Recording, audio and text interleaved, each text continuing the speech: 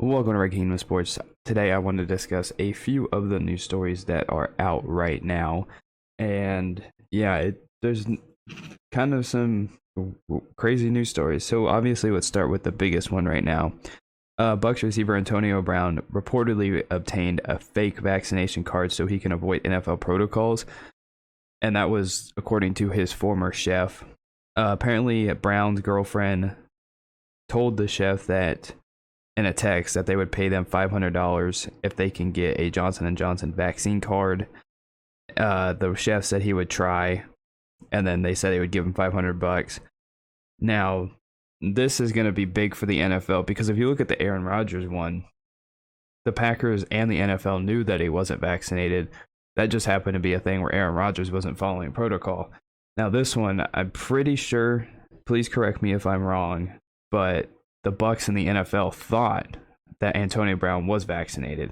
Now, AB's lawyer did say that he was vaccinated, so that's another piece of the story. And obviously, the NFL is going to investigate it. There might be other investigations that come along with this, but Antonio Brown reportedly obtained a fake vaccine card to avoid NFL protocols, which there was some good points that people were making that I saw today that he did miss 10 days when he did have the virus.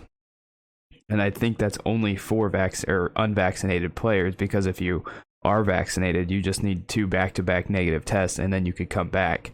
So the news of Antonio Brown, it's just going to get even crazier with, the year the NFL has had with their protocols. You're going to have, it's a little bit different from the Aaron Rodgers one. Aaron Rodgers, kind of lied and misled the media, but the NFL knew about his status, whereas this one, Antonio Brown, reportedly flat out lied. So we'll see what happens there. Obviously, the NFL and however they want to do their investigation is going to have to come out. So that is the Antonio Brown situation. We will, like I said, we'll just have to wait and see more. Now, if it breaks later that everything was fine, normal, I'll make another video about it. But as of right now, Antonio Brown is under some heat for his vaccine card issues. Now, let's get into some actual game news. Nick Chubb for the Browns should be back. Now, the thing is with the Browns, I'm glad to see Nick Chubb back because he's one of the greatest running backs in football right now, if not the greatest. And Dearness Johnson, I think he's a completely servable backup. Like, you look at what he did on against the Broncos and the Patriots last week. He ran for 99 yards and then ran for about 150 on Thursday night against the Broncos. So he's a very serviceable backup. He's a great guy. Obviously, that's credit to that offensive line. That's just a beast for the Browns. So, I mean, getting Nick Chubb back, it's good to have him back because obviously he's the best one in football. Now, it does help that, their offensive line is amazing, but the production, the abilities of Nick Chubb, and everybody worrying about Nick Chubb, because that might help Baker in the pass game because defenses know how deadly that Nick Chubb is. So that might help their pass game. Now, another bit of news for the Browns: Baker should be able to play against the Lions. Now, because I'm stubborn and I really think that the Lions need to win at some point this year, I'm picking the Lions to still win this game, even if Baker and Chubb win. That I have no valid reason to pick them. I'm just sticking with it. But I think having Chubb back is definitely going to help Baker a little bit. It's going to help that offense because when Chubb is out there on the field, it's kind of like the Derrick Henry effect. Everybody sells out to stop him. So everybody's going to sell out to stop Nick Chubb, and then that'll hopefully help Jarvis Landry and all the other guys on the outside. But I did see the injury report or their depth chart a few minutes before recording this, and I did see that a lot of their guys are questionable in this game. So we'll just have to see with that. The Browns are beat up right now. I mean, Baker, he's a tough guy, but he's not having a good season. I feel like he has an injury from his head to his toe right now. Like, he is beat up. So hopefully the addition to Nick Chubb and then playing the Lions will help them, even though, like I said, for some reason I'm still picking the Lions because I'm stubborn. Another bit of news I just thought was funny after watching Thursday Night Football and just the craziness of the NFL this season. The Patriots could take over the division lead after Sunday. the Bills play the Colts, and the Colts aren't a pushover team. Now the Colts have had some major, flaws throughout their season. Carson Wentz making stupid plays. They had the collapse against the Ravens on Monday Night Football. But the fact that the Colts, I think the Colts legit have a chance to win this game. Because the Colts, they played the Rams tough.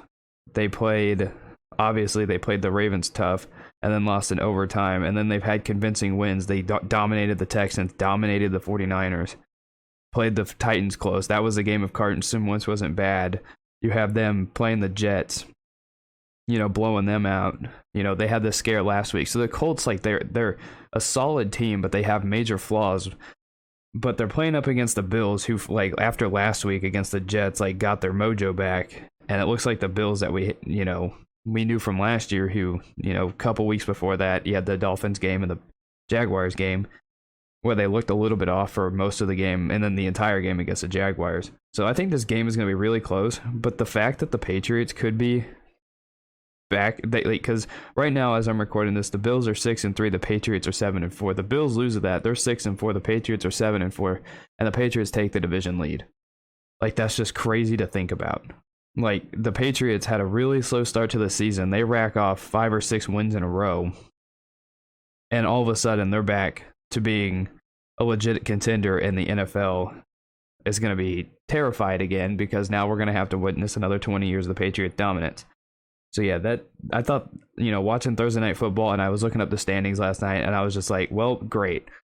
And then the good thing is the NFC or the AFC East isn't going to be a pushover anymore, because if the Bills can stay consistently good, the Patriots are good. At least that it's not going to be a one-team division anymore. So just seeing that, it literally made me laugh last night when I was watching the game, because I was like, it was a stinker of a game, wasn't really the best. But just thinking of that, I was like, really?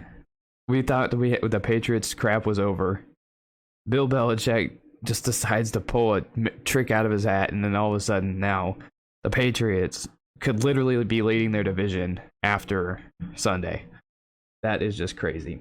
And a final bit of quick news story that I have is Texans Jeff Driscoll is switching from quarterback to tight end, kind of doing the Tim Tebow move. Now, I don't know how it's going to fare out for him, because if you looked how it worked out, or how it worked for Tim Tebow, he was absolutely atrocious in the preseason, missed every assignment. He was really bad.